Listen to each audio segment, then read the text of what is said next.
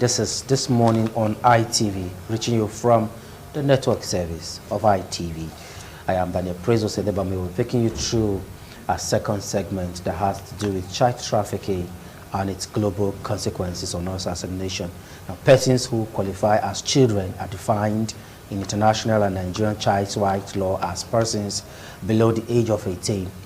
Violence against children include sexual exploitation, trafficking for different purposes, child labor, and maltreatment, amongst others. Now, these are some of the issues children face in the hands of those trafficking them. Some are being engaged in sexual activities that affect them as children. And some of the things we need to know is the prevailing measures that government is taking. But this has actually caused many parents to release their children. The condition of poverty, lack of education, employment opportunities, harmful social practices. These are some of the aspects that has really pushed children or parents and individuals into this act. According to International Labour Organization, the United Nations Office on Drug and Crime gave an estimation of 40 million people who are being trafficked globally. Out of this number, 20% or 30% are children. And we are going to pause there and come back to the studio as we have guests that will be joining us to look at the global consequences that child trafficking have on us as a nation. From my immediate left is Gloria Ejiofor. She's a public affairs analyst, a content creator, and an actress. Thank you so much for coming. Thank you for having me.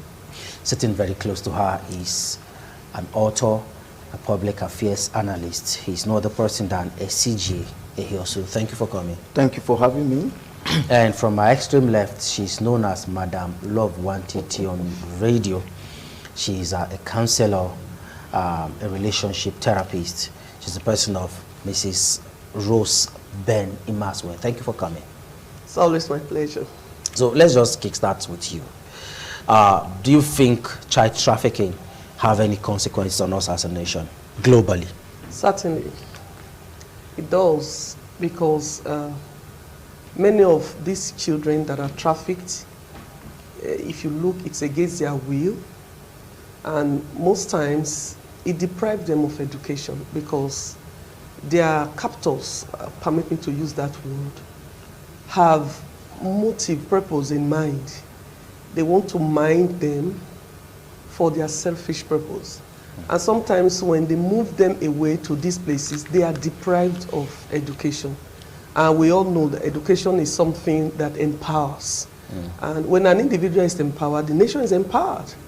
And then things start moving well, and then the strength of the nation is further strengthened when its citizens are able to, get educated, go into viable jobs, join the workforce of that nation.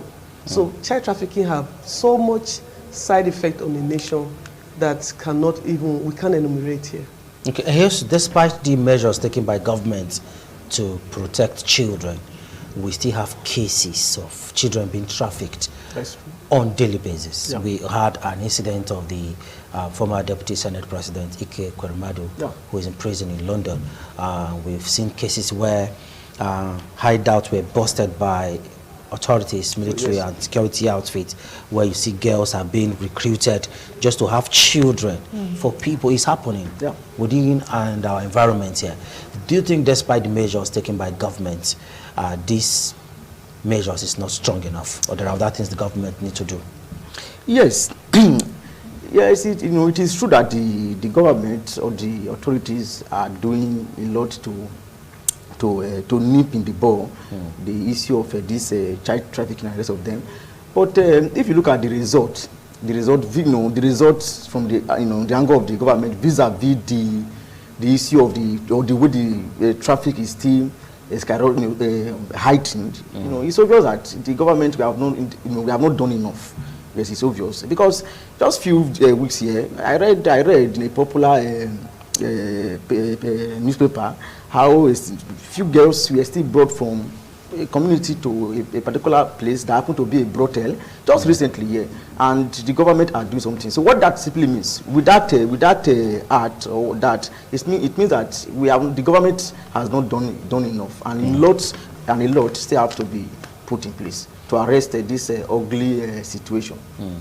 Well, no, most victims of most people that are trafficked are children, mostly young girls. Do you think poverty is one of the reasons why parents are releasing their children? Poverty is one of the reasons, but aside poverty, we have to do with educating our parents. You know, when you are not in the known of the consequences that comes with those things, you are just told, this child you're giving to us will bring you wealth. You're not told the consequences. The child will bring you wealth. You want to go into it, because if you are in the known of the consequences and the after effects on that child, you would not want to release. So I think educating the parents, the people, will also help, aside from poverty. I'll give you a story, a personal story, if permitted, please. Go ahead. I was in JSS1. I just returned from school one day, and my mom was with a friend in the house. And she's like, this is your daughter, and I find her, don't be go. Hey, I get connection for her, but you go.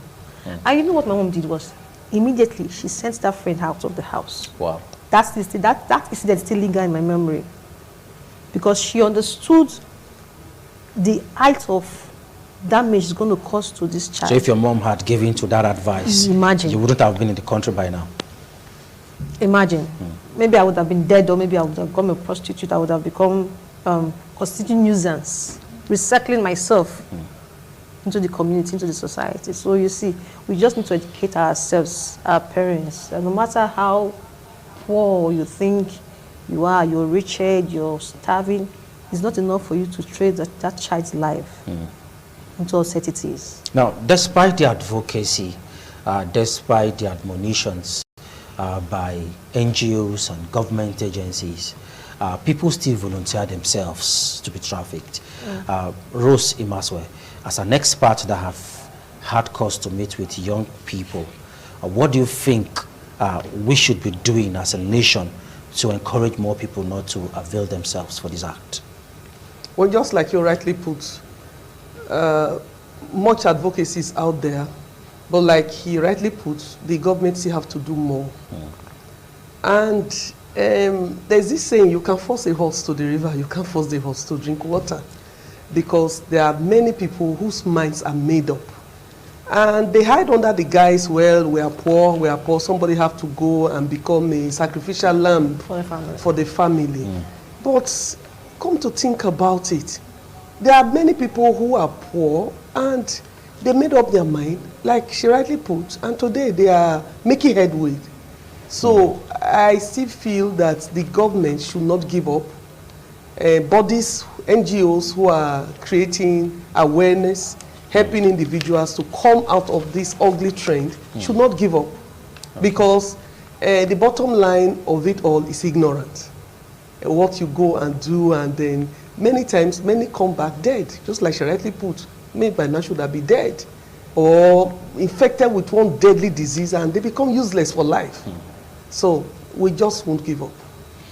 But we still have parents who want their children to go outside country. Well, back here at home, we have a setting where every family, I don't know if it still happens, wants to have a representative there. We've seen where parents sell their properties, sell out their lands just to sponsor somebody from the family, not minding the effect it's going to have on them. Do you think parents are actually conspiring, or people are actually availing themselves? How do we start to separate these so that we can have a lasting solution? It cannot be separated, because number one, the parents are there doing their own, the children are also willing. And they are agency willing to take you. So it has to do with the government, the parents, and the person being trafficked. If we can get, okay, let's say for instance, you want to stop this issue of child trafficking. What are the measures being put in place by the government to ease the hardship? What are the measures being put in place by the parents to give these children that they brought by themselves to life the right source of income or life or education?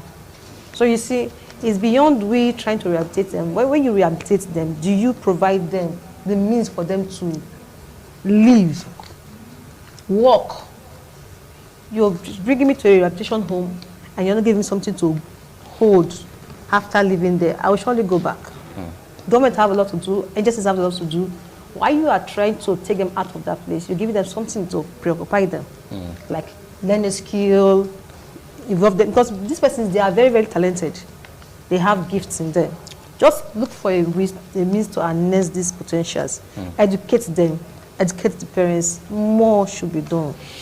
Also, over time, funds have been released. NGOs are contributing to ensure that these people that are being rehabilitated are empowered financially. And some of them have skills to do. But the complaint some are having is corruption. This money doesn't get to the recipients. So how do we deal with corruption to ensure that those that are back and have turned a new leaf have a stable way of income and have a stable life? Yes, you are very right that a lot has been invested. Yes, in the aspect of people who are they report, who are brought back from this trafficking of a thing. So money I have seen individuals, NGOs, international bodies, they release funds. You know the kind of country we are. You are familiar with the situation. You are familiar with the story that the nature, should I say the height of corruption certainly will not allow such money to get to the recipients, according to you. What I think we should do is this, in my opinion, is that why giving this money to a certain persons for its disbursements to the recipient? Why can't we have a situation where this money is actually given to the people, the targets Directly? Directly, yes. In the sense that, okay, a particular person has been brought back, okay, you want to stop, other recurrence, like, okay, we don't want you to do this again. Learn this thing. After learning, or during the process of learning, why can't a kind of account be opened in the name of this person? Then after which the money is sent to the person directly. Other than giving it to me, then I will not give it to another person. Before you know, we'll start plucking the money. When I get to the person, it will be pittance. It will be pittance. Maybe highest I'll buy if it's sewing machine. If it's person want to become a tailor or a seamstress, we'll just buy sewing machine, take. Then we say, okay, we put one stock there. In the end, who verifies this whole thing? And in the end, even the person in question don't have access to the government to crowd. Okay. Rich Rose, violence against children includes sexual exploitation, trafficking for different purposes, child labor, maltreatment, and all that. How do we start addressing this issue from our society so that we can have a good name globally? Yeah, the governments have to sit up. I know the government is trying their best, but they have to still do more, because these individuals that are involved in this ugly business, they are so strong, they are so bent, and so it's not a thing you just sit and casually talk about without forceful action to back up. Many of these children who are being trafficked, sometimes some persons will even make an attempt to meet with them one-on-one. Like, what's your problem? Can I give you money? You want to do business? You want to... They'll tell you they are not interested. No. They'll tell you, this job, how much can you give me? Yes. This one is paying me more. Besides, they have their tax masters back there. They are not alone. Somebody sponsored them, and so the deal, they are working back to back to meet up with the deal that have been signed. So the government have to go extra miles, raise up persons that can deliver. Not persons that will just be there after the money have been released to XYZ, and yet you're not seeing anything coming out. So at the end of the day, you discover we just still be going around the same cycle, except the government sit up and we ourselves, we tell ourselves, okay, this thing is bad, let's see what we can do. Because until we do all of this, our image out there, we keep being dented. Nigeria, no, Nigeria is synonymous to corruption. So the government have to, and somebody say, if you want to change the world, the change has to start from you. Exactly. So the person that is trying to say, okay, let's bring change, let's effect this, you yourself must be very sound and be free from corruption. So, you know, it's a thing that has eaten so much into our bones, like a cancer. And it will take courage and sacrifice. Because sometimes you have to make sacrifice to bring the desired changes. Okay, talking about sacrifice, talking about dealing with corruption, some of these sponsors or actors or key players that send people outside the country, even within the country, for the purpose of exploiting them in any means, some of them don't even go through the law. When they are being arrested, just one phone call, they are let off the hook. Some don't even get to the point of grilling. They will tell you, do you know who I am? And when you try to accost them or stop them, they will just call somebody in authority, and they are back into the system again, recruiting other people. How do we start dealing with these persons? Because we must take this problem from the roots. Let's use this to wrap up now. From the roots, like you said, connections from the top.